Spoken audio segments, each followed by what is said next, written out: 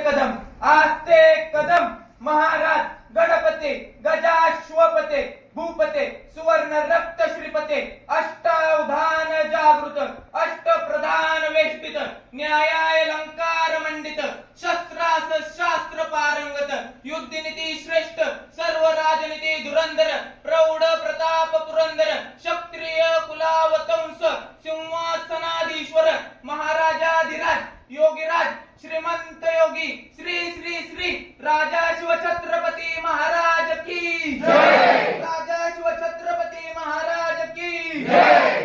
स्वराज्य धर्म रक्षक छत्रपती संभाजी महाराज की जय। स्वराज्य जननी आऊसाहेब जिजाऊ साहेबांचा जय हो। नमो पार्वती पते हर हर महादेव।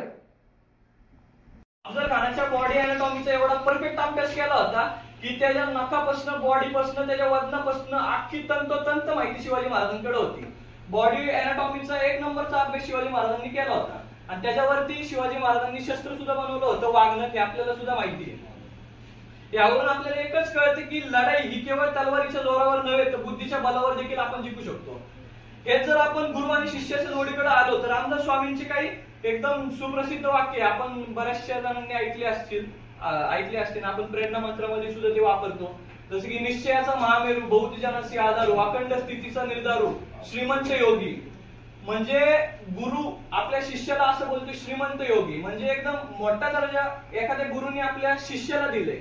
हे मला नाही वाटत की असं जगाच्या पाठीवरती कुठल्या गुरुनी आपल्या शिष्याविषयी असं बोललेलं आहे आतापर्यंत। आणि अजून एक A common man, am I right? A common man. Who is the Krishna? A common man. Who is the Ram? A common man. Even if you go into the another, म्हणजे तुम्ही कुठल्याही दुसऱ्या याच्यात जर गेला जसं आता असं जर पाहायला गेलं तर येशू ख्रिस्त a common man, मोहम्मद पैगंबर common man. त्या त्या काळातल्या परिस्थितीनुसार जे काही त्यांनी पाहिलं त्यानुसार त्यांनी स्वतःमध्ये काही बदल आणले त्यातल्या त्या व्यवस्थेला थोडंसं हे वेगळेपणा आणण्यासाठी जे काही त्यांनी केले। सगळ्यात महत्वाचे म्हणजे आपण कृष्णाला देव मानतो रामाला देव मानतो येशू ख्रिस्ताला देव मानतो मोहम्मद पैगंबरांना देव मानतो। पण माझा दुसरा असा प्रश्न आहे तुम्ही कुणी बघितलाय का? दुसरी गोष्ट खेचीत खानाची सेना निघाली गाव लुटली देवळं उद्ध्वस्त केली आया बहिणीची आबरू लुटली कोण कोण हुकणारे वादळ आता शिवबाचं काय खरं नाही पलीकडे निजाम तिकडे मोगल पलीकडे इंग्रज जो तो हेच बोलू लागला राजांची सेना मुठभर खानाला कसा ठोकणार काय लढावा होणार चिंतेत पंत सरदार महाराज आपला जीव मोलाचा आहे खानाचं सैन्य अफाट आहे त्याच्या समोर आपला टिकाव लागणं अवघड आहे। काही दिवसांसाठी आपण कुठेतरी अज्ञातस्थळी निघून जावं काय म्हणता रायबा?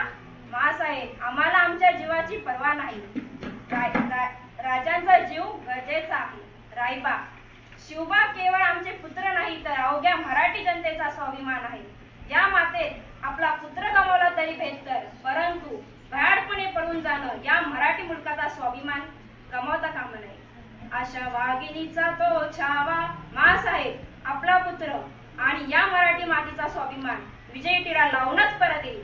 अशा वाघिणीचा तो छावा तथास्तु गनिमाला टसाटे जावा डोक्यात गरीम कावा बेटीचा धाडसा सांगावा प्रतापगडावर आमने सामने बेटीचा सांगावा खाल्ला हसत हसत कबूल केला।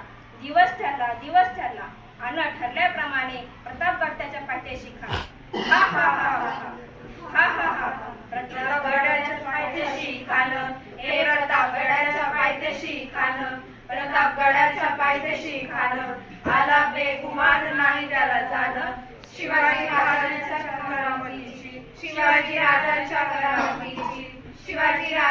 करामतीची आणि त्यासी नाही जाणीव शक्तीची त्यासी नाही जाणीव शक्तीची अनंत काही कल्पना युक्तीची